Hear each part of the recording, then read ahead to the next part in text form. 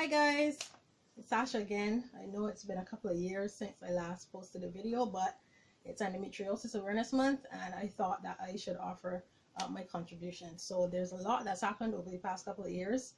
Too much to get into right now. I'll probably do an update video later, but I just wanted to speak about two of the more important things that have happened over the past 2, 3, 4, how much of a years, I can't remember right now. And as you can tell from the title, one of them is that I found out I have endometriosis on my lungs in the most frightening way ever. And the second is that I had peritoneal stripping for endometriosis. And I just wanted to talk to you guys a little bit about the surgery, the recovery, the results, etc. So the first thing I'll talk about is endometriosis on my lungs. Since that happened first, that happened in 2016. I was having a flare, so I was hospitalized. My hospitalizations can take a long time. My flares take a really long time, and I need IV therapy to control the pain. Oral medications don't work no matter how strong they are. I need IV therapy for an extended period of time, so I need to be hospitalized. So I was in hospital for about a month, and for no reason my legs started to swell. My feet, not my entire leg. Well, maybe up the calf a little bit, but most of my feet started to swell really big to the point where it was difficult to walk. It was painful to walk, and I got, oh gosh, forgot the word. The bottom of my feet started to get these little red dots. I think it's a word begin with P. I'll probably look for it and insert it somewhere here. Where the blood vessels burst. There was so much pressure on my feet from the fluid that the blood vessels and the bottom of my feet burst, and the entire bottom of my foot was speckled with these little red dots from the blood vessels that were burst. Next, the doctors had no idea what was going on. Next up, I got a really, that went on for like maybe 2 or 3 days. Then I got a really bad fever. I've had chikungunya, I've had dengue, I've had Zika. It was worse than those. It was the most horrendous fever I have ever had in my life. It was terrible. I was physically shaking, unstoppable, without the Panadol or anything to help with the fever and stuff. It was extremely painful. Everything hurt. The doctors were trying to do blood tests and so on me, and they had to wait maybe like 45 minutes before the medication kicked in for me to stop shaking. I was literally just like shaking uncontrollably for a very long time, and that hurts as well. It was horrible. And so I noticed around that time I had a bit of a cough, and it came out of nowhere. So I spoke to my doctor about it. She listened to my lungs, told me she heard a little something, but it's probably just because I've been lying down for a little while. As I mentioned, I've been in the hospital for like about a month at that time. So she just told me to turn my head to one side and cough really loudly, turn my head to the other side and cough really loudly, which I did. And when she checked again, the fluid was gone. As you can tell, I'm having a little bit of difficulty breathing. One of the side effects of having endometriosis on the lungs is that you can sometimes become short of breath, which is a symptom that has followed me since I was first diagnosed with endometriosis, so on the lungs. So if you notice me struggling a little bit to breathe, that's the reason why. Back to the story. Let me catch my breath here for a second.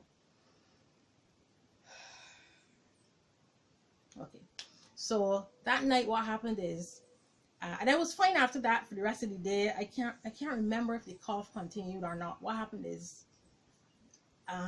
because of everything that happened, my memory of those days is a little bit foggy. I don't really remember everything very well, so I don't remember if the cough continued or not. But I do know that that night I woke up completely unable to breathe. The nurse came to me. I cannot remember. You could put a gun to my head. I cannot remember for the life of me who called the nurse. If I called the nurse, if I asked one of the girls that was on the ward with me to call it, I can't remember how the nurse came to me, but the nurse rushed over. I told her I wasn't able to breathe. She called the doctor. The doctor came really hastily. She was there in tutus. She came really quickly. So they put the O2 sat machine, which checks the oxygen levels in her blood, on me, and mine was 79. When you go below 95 is when it's problematic. So mine was really low. It was in the 70s. So she knew I had anxiety and thought maybe I was having an anxiety attack, and she's telling me, all right, Sasha, just try to calm down and take some deep breaths. And I'm freaking out, I'm like, she can let me die. I telling this woman I can't breathe and she can let me die because she think there's anxiety. This is not anxiety. I woke up in the middle of the night and I was freaking out. But I tried my best to do what she asked, and it went from 79 to 82. I went no higher. So they had to put me on oxygen.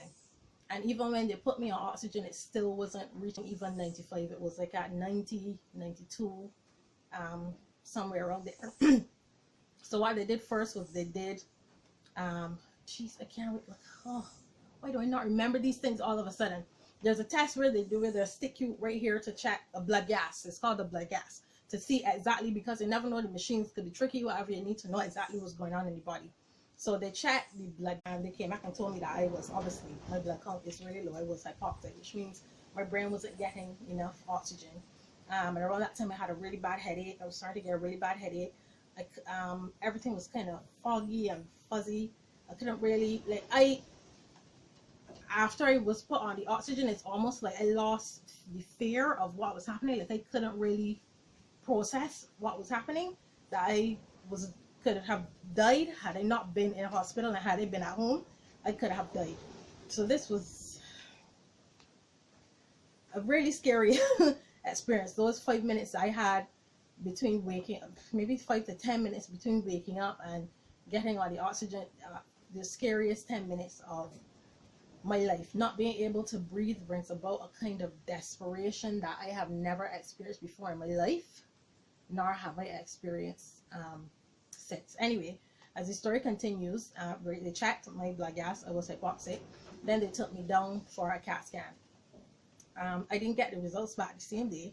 So the doctors came back. No one came back to me to tell me what was happening or anything. They just kept me on the oxygen. As long as I was on the oxygen, and my blood count wasn't dropping any lower. Like I mentioned, it still wasn't going past 90. So I was on oxygen for a couple of days. But the first time, the first time the doctor came back to check, the morning when they did rounds, they mentioned endometriosis on the lungs, and I was like, what? Excuse me? Like, I literally freaked out when I heard that. Are you serious? Everything I have going on, like going to my lungs now, it's spreading. Oh my God, they can kill me. I started to panic a little bit. And they're like, no, we just talking among ourselves. Don't worry about it. But the next day when they came back and they were talking about it, they mentioned the same thing again. So I thought it was just a theory that they had the first time, but for whatever reason, they didn't do samples. But I guess because of the presentation, they said it was all over my lungs. What happened when I got the CAT scan also, that was just interesting. I went downstairs to get the CAT scan, and the technician actually pulled me out of the machine 3 times. He pulled me out, he made me change my gown, and he put me into one of the dressing gowns that you usually use when you're getting a CAT scan. Then he pulled me out, he put a pillow under my head, then he pulled me out again, and he took the pillow out for me to lay back flat. It was almost as if he couldn't believe what he was seeing, that he needed to be absolutely certain of what he was seeing. So whatever, I never saw the pictures, but whatever it was that was going on in my lungs seemed to be bad. So after that, I stayed on oxygen for a couple of days.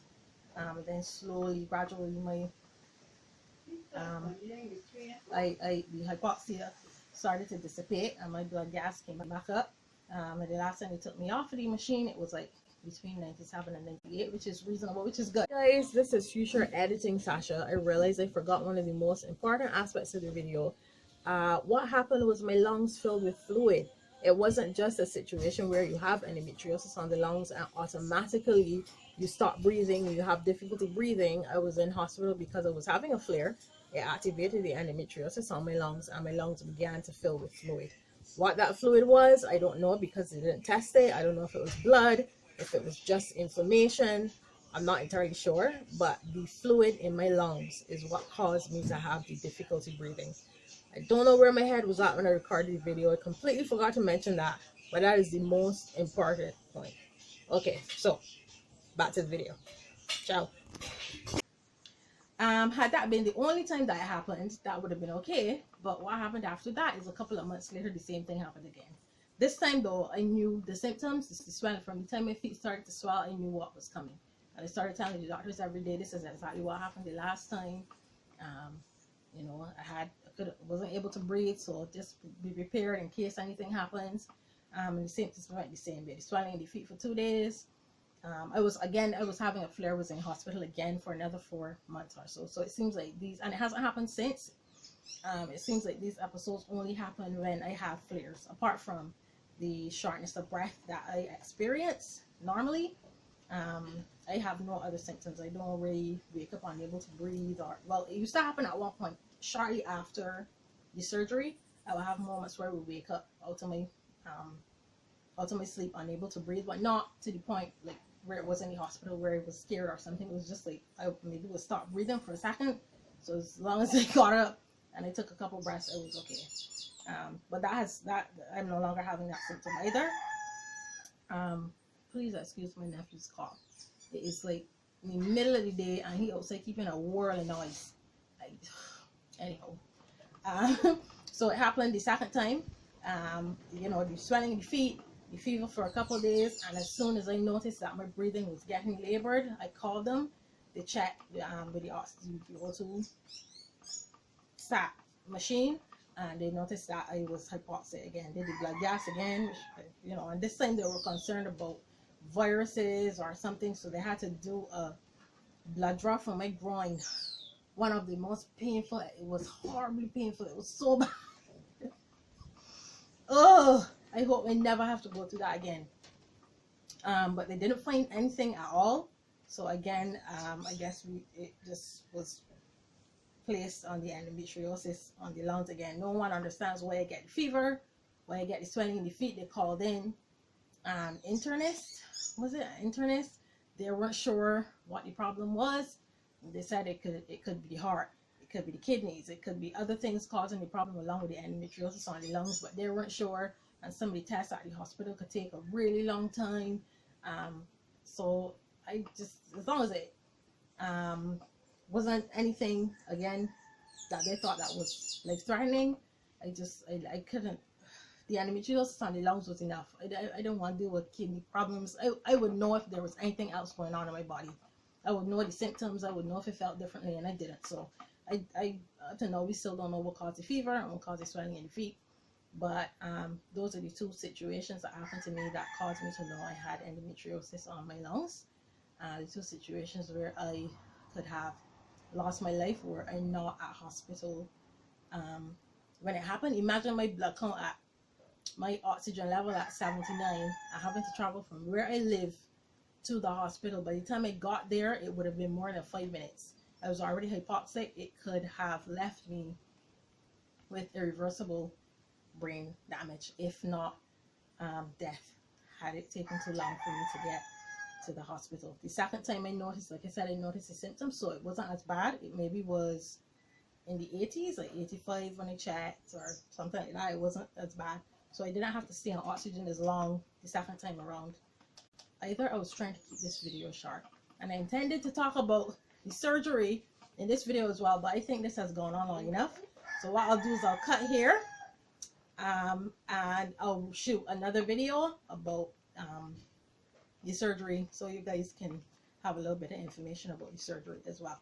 So I hope this has been informative. I don't really know how much information you can gather from this. It's much more of a story than anything else. Oh, I apologize for the cough in the background. I really do hope this video is not too annoying.